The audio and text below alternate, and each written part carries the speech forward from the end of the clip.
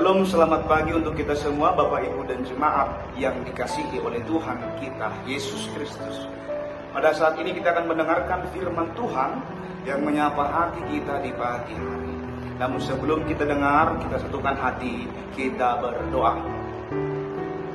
Allah Bapa yang bertata dalam kerajaan surga, terima kasih Tuhan, Engkau masih memberkati kami hingga di pagi ini.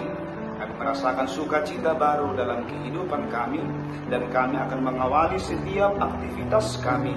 Namun Tuhan, sebelum kami memulai aktivitas kami akan memulai diri kami dengan mendengarkan renungan di hari ini. Kiranya apa yang akan kami dengar Tuhan menjadi sukacita baru dan memotivasi, membangkitkan diri kami agar kami lebih semangat dengan setiap aktivitas pekerjaan kami yang akan kami kerjakan saat ini. Terima kasih Tuhan Yesus. Di dalam nama anak-Mu Tuhan Yesus Kristus kami berdoa dan mengucap syukur. Amin. Bapak Ibu Saudara yang terkasih dalam nama Tuhan Yesus, selamat pagi untuk kita semua. Bapak Ibu, pernahkah kita berjalan di tempat yang gelap gulita, lalu tiba-tiba ada seberkas cahaya yang menuntun kita? Atau pernahkah kita merasa buntu, tidak tahu harus kemana, lalu ada seseorang yang memberikan pandangan baru yang penuh harapan, atau memberikan solusi di tengah-tengah masalah kita? Disinilah pentingnya penglihatan atau pemahaman kita. Hari ini kita akan merenungkan sebuah doa yang luar biasa dari Rasul Paulus. Sebuah doa yang tidak meminta kekayaan, kesehatan, atau kemudahan hidup, melainkan sesuatu yang jauh lebih dalam dan penting. Mari kita buka Alkitab kita yang tertulis dalam kitab Efesus 1 ayat 18. Renungan kita pada saat ini Efesus 1 ayat 18. Saya akan bacakan untuk kita Bapak Ibu. Dan supaya ia menjadikan mata hatimu terang, agar kamu mengerti pengharapan apakah yang terkandung dalam panggilannya, betapa kayanya kemuliaan bagian yang ditentukannya bagi orang-orang kudus. Saya akan bacakan ulang. Dan supaya ia menjadikan mata hatimu terang, agar kamu mengerti pengharapan apakah yang terkandung dalam panggilannya, betapa kayanya kemuliaan bagian yang ditentukannya bagi orang-orang kudus. Demikian firman Tuhan. Bapak Ibu Saudara, poin pertama dalam firman Tuhan renungan kita hari ini adalah mengerti pengharapan dalam panggilannya. Paulus berdoa agar kita sungguh-sungguh mengerti pengharapan apakah yang terkandung dalam panggilannya. Panggilan Tuhan adalah harapan sejati. Hidup di dunia ini seringkali penuh dengan ketidakpastian. Kita menaruh harapan pada banyak hal, pekerjaan yang baik, hubungan yang stabil, kesehatan yang mungkin saja menjadikan masa depan kita cerah. Tapi semua itu bisa goyah, bisa hilang, bisa mengecewakan. Paulus ingin kita menyadari bahwa ada harapan yang jauh lebih besar, lebih pasti dan tidak pernah mengecewakan, yaitu harapan Tuhan dalam hidup kita, harapan Tuhan atas kehidupan kita.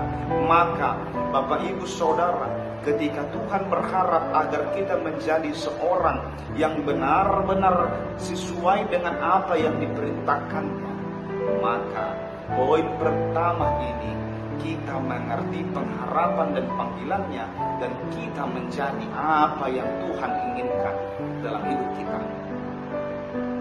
Kita dipanggil dari kegelapan kepada terang, dari dosa kepada keselamatan.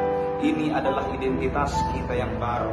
Harapan Tuhan agar terang itu ada dalam hidup kita, agar terang itu bersama-sama dengan kehidupan kita. Artinya Bapak Ibu, biarkanlah dan izinkanlah Yesus hidup dalam kehidupanmu. Yesus hidup dalam hidup kita. Sehingga ketika kita berkata, hidupku bukanlah hidupku lagi, tetapi Tuhan yang hidup dalam kehidupanku. Sehingga orang lain yang bertemu dengan kita, mereka telah berjumpa dengan Tuhan Yesus. Sehingga orang yang bertemu dengan kita, mereka bukan bertemu dengan kita lagi, bukan bertemu dengan siapa diri kita lagi, tapi bertemu dengan Yesus yang hidup dalam kehidupan kita. Oleh sebab itu Bapak Ibu, apakah kita melihat hidup kita sebagai sebuah panggilan dari Tuhan? Ketika kita memahami bahwa hidup kita memiliki tujuan Tuhan, harapan kita menjadi kokoh. Kita tidak lagi hidup tanpa arah atau hanya mengejar kesenangan sesaat. Kita punya tujuan yang diberikan oleh Sang Pencipta sendiri. Ini adalah harapan yang memberi makna bahkan di tengah kesulitan. Oleh sebab itu Bapak Ibu yang terkasih, saudara-saudari, doa Paulus di Efesus 1 ayat 18 ini adalah doa yang harus kita doakan juga bagi diri kita sendiri setiap hari. Mintalah Tuhan membuka hati kita.